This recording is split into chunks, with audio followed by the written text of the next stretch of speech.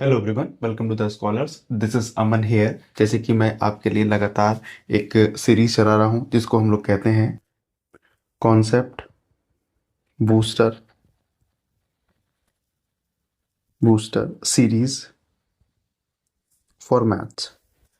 इसमें जो छोटे छोटे मैथ्स के कॉन्सेप्ट हैं वो मैं लगातार आपके लेके आ रहा हूँ ताकि जो आपकी अंडरस्टैंडिंग है मैथ को लेके वो थोड़ी सी शुरू हो सके, मतलब कि थोड़ी सी अच्छी हो सके। इसमें मैं आपके लिए एक नया टॉपिक लेके आया हूँ, तो चलिए हम लोग शुरू करते हैं।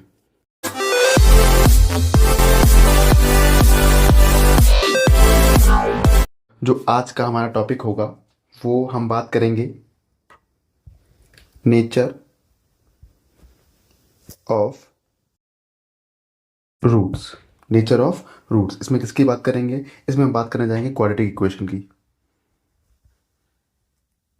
क्वाड्रेटिक इक्वेशन की बात करेंगे हम लोग। इक्वेशन की बात करेंगे हम लोग, ठीक है। मैं यहाँ पे क्वाड्रेटिक इक्वेशन लिख देता हूँ पहले आपके लिए। जो एक जनरल क्वाड्रेटिक इक्वेशन होती है वो ये होती है b x plus c equals to zero. आप सब लोग जानते होंगे ये, ठीक है। ये हमारी क्वाड्रेटिक इक्वेशन रहती है हमारी। उसके बाद हम लोग बात करते हैं कि एक फॉर्मूला आता है जिसको बोलते हैं क्वाड्रेटिक फॉर्मूला।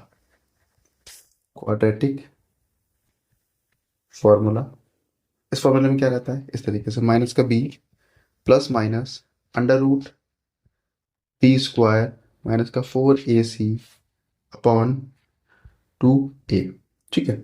ये अब आप सोच रहे हैं ये वी जो यहाँ पे बी है ये कहाँ से वैल्यू आएगी, ये कहाँ से आएगी, ये कहाँ से आएगी? तो आप देखिए यहाँ से फाइंड कर सकते हैं। ये ए है, ये बी है, ये आपका सी है, ठीक है। ये आपका सी बना हुआ है यहाँ से क्वाड्रेटिक फॉर्मूला में, यानी कि जिसको आप स्प्लिट नहीं कर सकते। ऐसी क्वाड्रेटिक इक्वेशन जिसको जो स्प्लिट नहीं हो पाती, यानी कि जो बेसिक फॉर्मूला हमारा स्प्लिट करने का होता है, फैक्टराइजेशन करने का होता है, उससे स्प्लिट नहीं हो पाएंगी, तो उसमें क्या यूज़ करेंगे? आप क्वाड्रेटिक फॉर्मूला यूज़ करेंगे। तो इस क्वाड्रेटिक फॉर्मूला का ही यूज़ करके हम लोग क्या करते हैं? नेचर ऑफ द रूट्स निकालते हैं। इसके लिए क्या समझना चाहिए आपको? एक टर्म आता है, इसको बोलते हैं डिस्क्रिमिनेंट। डिस्क्रिमिनेंट, इसको डी से रिप्रेजेंट करते हैं। इसमें क्या होता है, यानी कि बी स्क्वायर माइनस का 4ac। ये फॉर्मूला आपको याद होना चाहिए क्योंकि नेचर ऑफ द रूट जो हैं वो इस तरीके से ही आप निकाल सकते हैं, अदरवाइज आप नहीं निकाल पाएंगे। तो देखिए, तो तीन कंडीशंस होती हैं। मैं पहले लिख देता हूँ यहाँ पे। देखिए पहली क्या कंडीशन होगी, यानी कि आपने क्या किया, बी स्क्वायर माइनस 4ac में वैल्यू पुट की, ठीक है। और इसकी अगर वैल्यू, यानी कि आपने इसको इसमें वैल्यू पुट की और इसकी वैल्यू अगर बड़ी आती है जीरो से, अगर बड़ी आती है जीरो से तो क्या होगा? तो जो आपका रूट का नेचर होगा वो होंगे डिस्टिंक्ट, यानी कि अलग अलग, डिस्टिंक्ट रियल रूट्स, यानी कि दो रूट्स होंगे जो कि अलग अलग होंगे और कैसे होंगे? रियल रूट्स होंगे, ठीक है। मैं लिख देता हूँ टू रूट्स होंगे, ठीक है। अगली कंडीशन मैं कहता हूँ आपको, अगर आपने बी स्क्वायर माइनस का 4ac में वैल्यू रखी और आपकी वैल्यू इसको सॉल्व करने के बाद जीरो के इक्वल आ जाती है, जीरो इक्वल हो जाती है, तो क्या होगा? आपको टू रूट्स मिलेंगे, लेकिन वो कैसे होंगे? इक्वल रियल रूट्स होंगे। इक्वल रियल रूट्स होगा। रियल रूट का मतलब क्या है? नहीं कि जो रियल नंबर की बात होती है उसकी हम बात कर रहे हैं। मैंने रियल नंबर क्या होते हैं, इमेजनरी नंबर क्या होते हैं, आपको पढ़ा रखा है रेशनल और इरेशनल वाले पार्ट में, वहां से आप देख सकते हैं।